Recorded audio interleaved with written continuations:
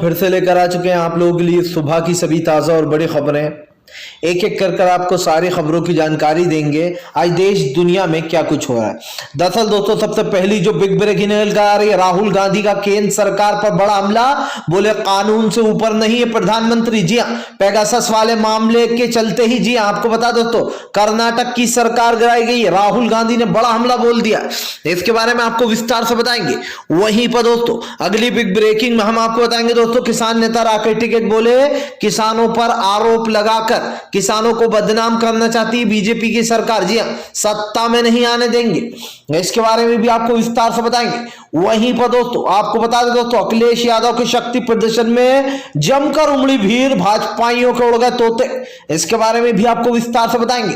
वहीं पर दोस्तों समीर वानखेड़े के निकाह की सच्चाई सामने आने के बाद अब पूरी मीडिया समीर वानखेड़े को बचाने में लग गई। जी हां, नवाब मलिक बोले फिलहाल हमारा नाम बदल देना अगर इसकी नौकरी ना चली जाए तो, इसके बारे में भी आपको विस्तार से बताएंगे। वहीं पर दोस्तों अगली बिग ब्रेकिंग में हम आपको बताएंगे दोस्तों, जी दरअसल आपको बता दोस्तों विश्व हिंदू परिषद की रैली में दोस्तों आपको बता दें त्रिपुरा में मस्जिद में तोड़फोड़ की गई है, बताएंगे कैसे जो है धर्म के नाम पर राजनीतियां हो रही हैं। वहीं पर दोस्तों अगली बिग ब्रेकिंग में हम आपको बताएंगे राकेश टिकैत के गढ़ में, जी हां दोस्तों, असदुद्दीन ओवैसी की रैली मुजफ्फरनगर में, इसके बारे में भी आपको विस्तार से बताएंगे। वहीं पर दोस्तों अगली बिग ब्रेकिंग में हम आपको बताएंगे दोस्तों, जी हां, दरअसल आपको बता दोस्तों अब प्रशांत किशोर कांग्रेस में जल्द ही होंगे शामिल, इसके बारे में भी आपको विस्तार से बताएंगे।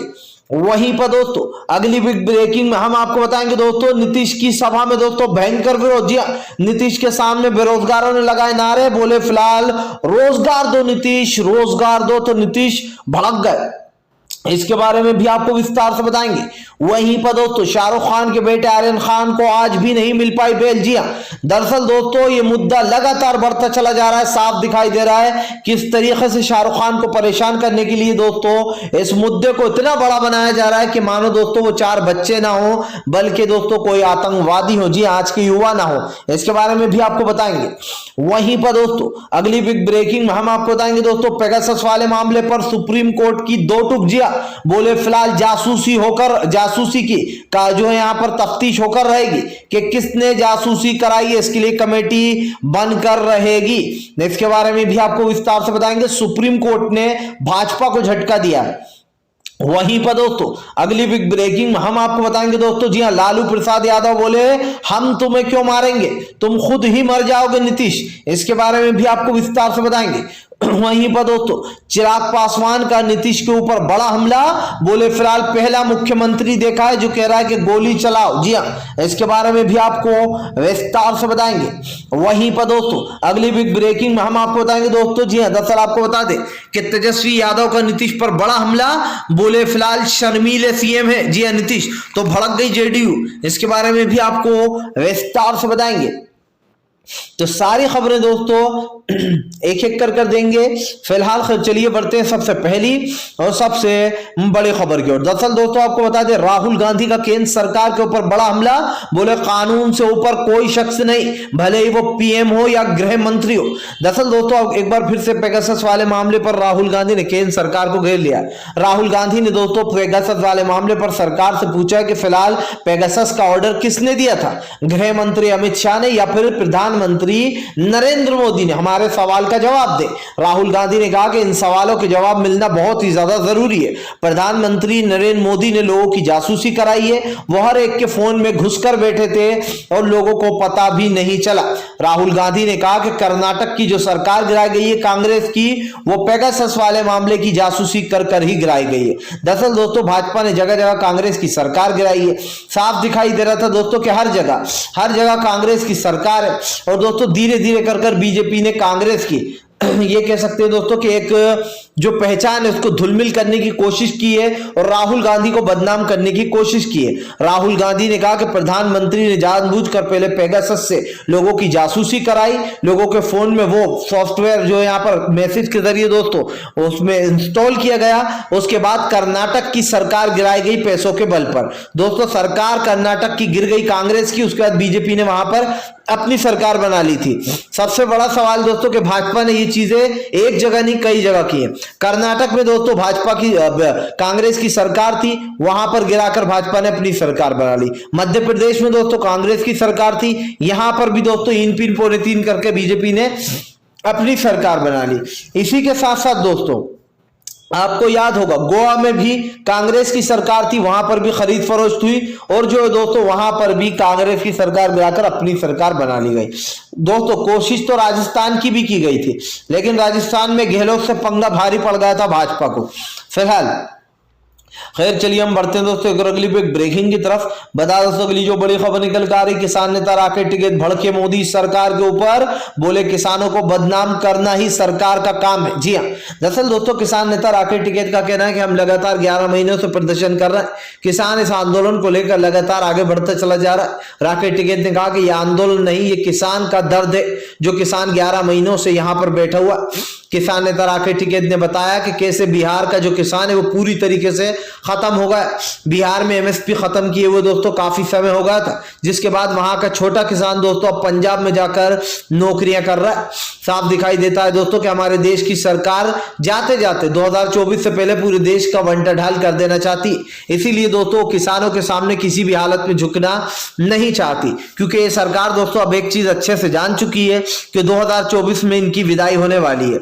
और इनकी विदाई का मतलब भी आप समझिए दोस्तों कि 2024 में भाजपा की सरकार की जो करारी हार होने वाली है, उससे पहले ही बीजेपी पूरा देश बेच देना चाहती है। सबसे पहले बैंकों के निजीकरण किए गए दोस्तों, उसके बाद हवाई अड्डों के निजीकरण, हवाई अड्डों को अडानी अंबानी के हाथ में सौंप दिया गया, ट्रेनों को सौंप दिया गया दोस्तों, बस स्टैंड सौंप दिए गए, टोल टैक्स सौंप दिए गए, बिजली सौंप दी गई। और इन सामानों को लेकर, इन सवालों पे भाजपा घिरी हुई है। बीजेपी अगर ये कहती है कि ये भी देश इसमें, तो फिर शर्म आना चाहिए बीजेपी को।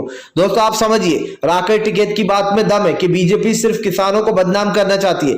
लखीमपुरी वाली घटना होती है, एक दिन पहले अजय मिश्रा उर्फ टेनी मिश्रा जो दोस्तों विवादित बयान देता और किसानों को भड़काऊ बयान देता, उसके बाद दूसरे दिन इनका बेटा आशीष मिश्रा किसानों के ऊपर धारदार कार चलाकर 4 किसानों की मौत हो जाती है। ना सिर्फ मौत होती है बल्कि उसमें कई किसान घायल हो जाते हैं, लेकिन उसके बाद भी दोस्तों आशीष मिश्रा के ऊपर कोई कार्रवाई नहीं होती। क्या दोस्तों ये इस बात का प्रमाण नहीं है कि भारतीय जनता पार्टी अपने आप को बचाने में लगी हुई है?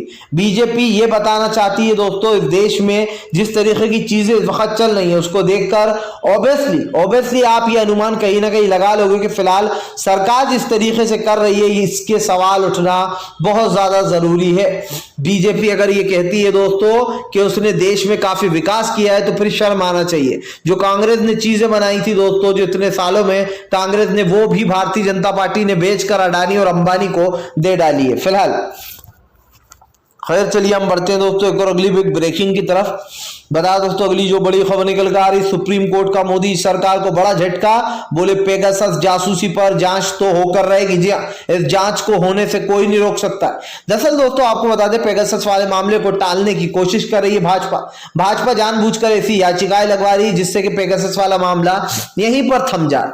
लेकिन दोस्तों अब आपको बता दें सुप्रीम कोर्ट ने कड़े शब्दों में निंदा करते हुए कहा है कि पेगासस वाले मामले से जासूसी हुई है या फिर नहीं हुई है, इसकी जांच तो होकर रहेगी।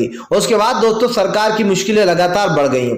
सुप्रीम कोर्ट ने कहा कि ये लोगों के साथ हनन है, जिस तरीके से लोगों के फोन में पेगासस का इस्तेमाल किया गया, खास कर सरकारें बनाकर सरकार गिराने के लिए दोस्तों, ये बहुत ही गलत है। पेगासस वाले मामले पर दोस्तों पीएम नरेंद्र मोदी पूरी तरीके से घिर चुके हैं। साफ दिखाई दे रहा है कि लोगों ने इस पर कई सवाल उठाए। इन सवालों का मतलब भी आप समझिए दोस्तों, बीजेपी, न सिर्फ बीजेपी बल्कि आज देश में कई तरीके के सवाल इर्द गिर्द घूम रहे हैं। और ये सवाल कहते हैं दोस्तों कि बीजेपी ने कई बार लोगों का जो विश्वास है वो तोड़ा है। क्योंकि दोस्तों आज विपक्ष की जो, न सिर्फ विपक्ष की जासूसी हुई है दोस्तों, बल्कि रिपोर्टरों की जासूसी कराई गई है, उन पत्रकारों की जासूसी कराई गई है जो मोदी का विरोध करते हैं। अब सवाल यही है कि सुप्रीम कोर्ट ने 2 टूक बोल दिया है कि फिलहाल जासूसी होकर रहेगी। उधर राहुल गांधी ने भी कह दिया कि फिलहाल प्रधानमंत्री ने जानबूझकर जासूसी कराई थी। और इस जासूसी में दोस्तों राहुल गांधी के जो सवाल हैं उस पर जवाब नहीं दे पाएगी बीजेपी, क्योंकि राहुल गांधी ने सीधे सीधे पूछा है दोस्तों कि फिलहाल पेगासस का ऑर्डर प्रधानमंत्री नरेंद्र मोदी ने दिया था या गृह मंत्री अमित शाह ने दिया था। मुझे नहीं लगता कि बीजेपी के पास इन सवालों के जवाब होंगे। फिलहाल खैर चलिए हम बढ़ते हैं दोस्तों एक और अगली बिग ब्रेकिंग की तरफ। बता दोस्तों अगली जो बड़ी खबर निकल कर आ रही जी। दरअसल दोस्तों आपको बता दें, गांव पहुंचे दुष्यंत चौटाला का भयंकर विरोध, किसानों ने दिखा डाले काले झंडे। दरअसल दोस्तों आपको बता दें इन दिनों बीजेपी के लोगों की दोस्तों हालत काफी खस्ता हो गई है। किसानों से उलझ रहे हैं तो पिट रहे हैं, किसानों के गाँव में जा रहे हैं तो खदेड़ के भगा दिए जा रहे हैं। अब दोस्तों दया मामला दुष्यंत चौटाला से जुड़ा हुआ। जी हाँ दोस्तों, डिप्टी सीएम दुष्यंत चौटाला को किसानों ने दौड़ा दौड़ा कर भगा दिया। दरअसल दोस्तों आपको बता, दुष्यंत चौटाला जो है वो ऐलानाबाद पहुंचे थे।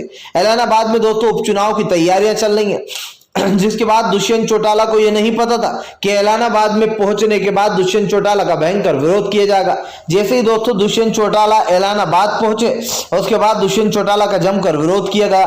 मैं आपको बताता चलूं दोस्तों, दुष्यंत चौटाला का इतना भयंकर विरोध किया गया है कि फिलहाल साफ दिखाई दे रहा है कि दुष्यंत चौटाला अब कभी भी ऐलानाबाद का रुख नहीं करेंगे। जैसे ही किसानों को पता चला कि फिलहाल दोस्तों हरियाणा के डिप्टी सीएम दुष्यंत चौटाला आ रहा है, उसके बाद फिर क्या था, किसानों ने काले झंडे दिखाना शुरू कर दिए, दौड़ा दौड़ा कर भगाया है दोस्तों आप समझिए, किसानों का ये जो गुस्सा है ये ऐसे ही नहीं निकल रहा है। किसानों को पहले परेशान किया गया है, किसानों को ये बताने की कोशिश की गई है कि आप लोगों ने बिल्कुल जो यहाँ पर गलत विरोध कर रहा है और ये काले कानून सच है।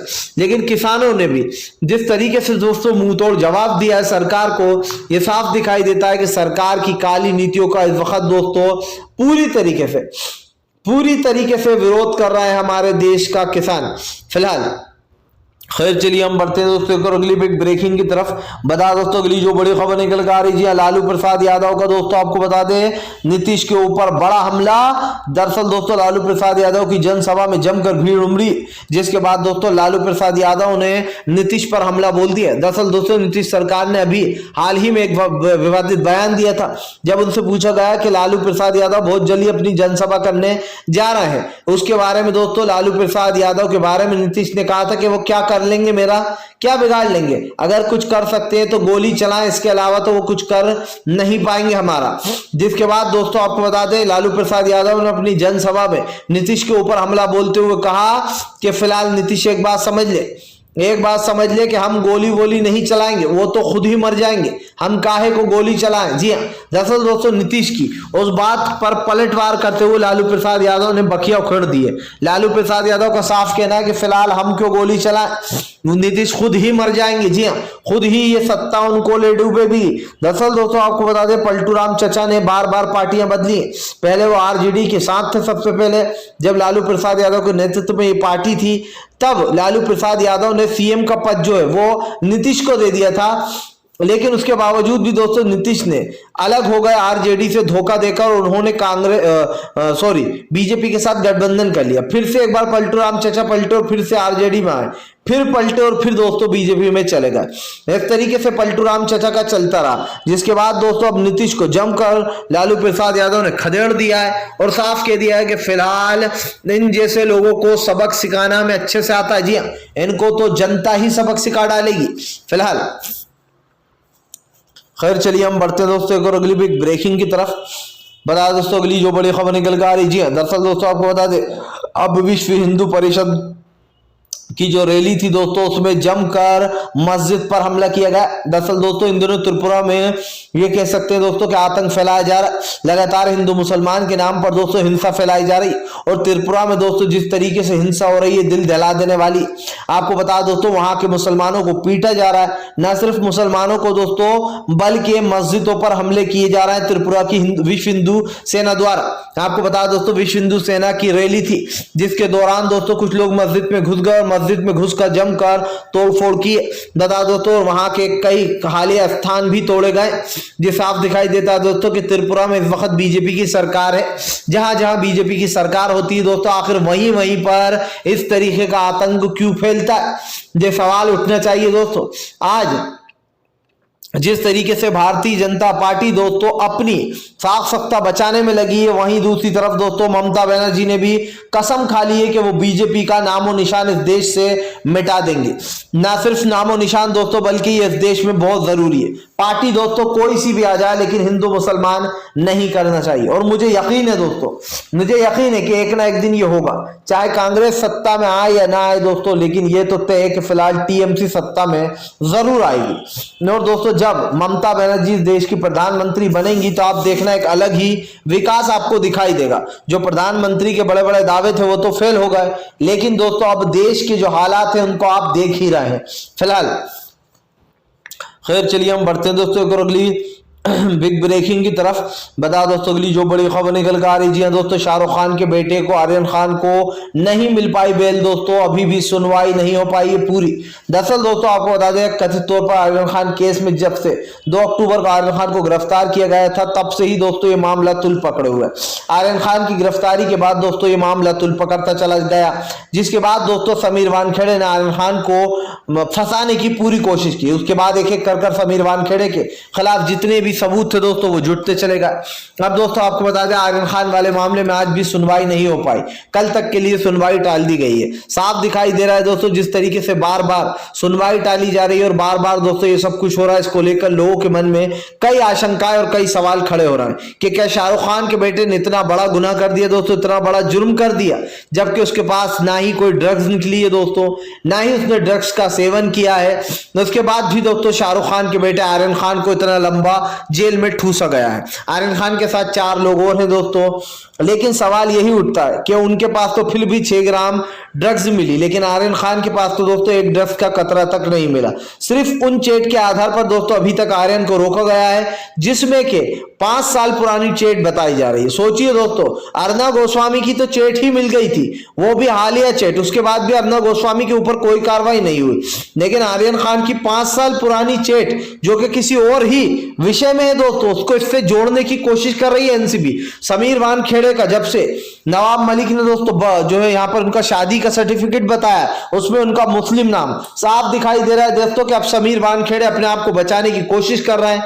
नवाब मलिक ने साफ कर दिया है कि समीर वानखेड़े की नौकरी जाने से अब कोई भी बचा नहीं सकता है। समीर वानखेड़े के खिलाफ कार्रवाई होकर रहेगी और ये कार्रवाई ऐसी होगी दोस्तों क्योंकि महाराष्ट्र पुलिस जो है वो अब समीर वानखेड़े के पीछे लग गई है। साफ दिखाई दे रहा है दोस्तों कि महाराष्ट्र सरकार को बदनाम करने की जो बीजेपी की कोशिश है उसके खिलाफ कहीं ना कहीं उद्धव ठाकरे ने भी मोर्चा खोल दिया है।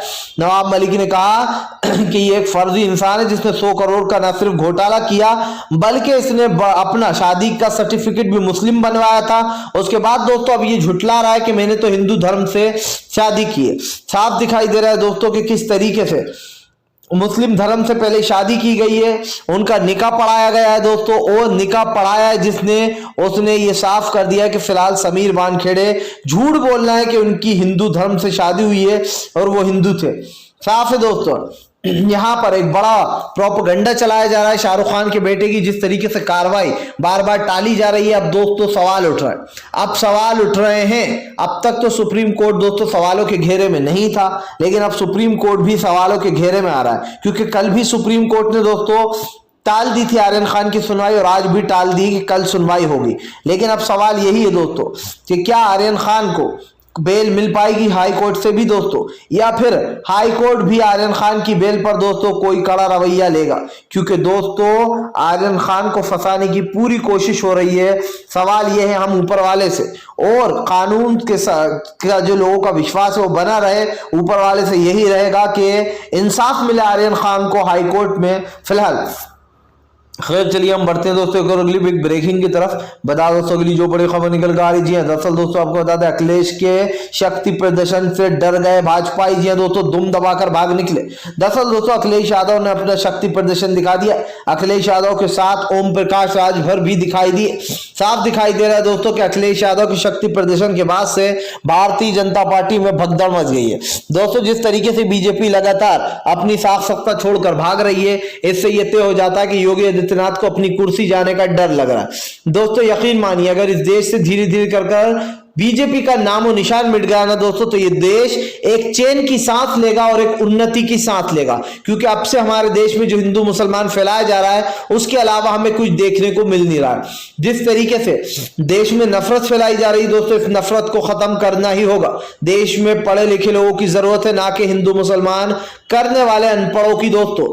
फिलहाल खैर, अगर आप भी शांतिपूर्ण ढंग से पीएम की इन सभी गलत नीतियों का दिल से विरोध करते हो तो शांतिपूर्ण ढंग से इस वीडियो को ज्यादा से ज्यादा शेयर कीजिए, लाइक कीजिए, और अगर आप हमारे चैनल पे पहली बार आए तो सब्सक्राइब करने के साथ साथ पास में एक घंटी आएगी यानी कि बेल आइकन दोस्तों, उसको जरूर दबाइए ताकि हमारे हर वीडियो की अपडेट आपको मिलती रहे। हम इसी तरीके की वीडियोस आपके लिए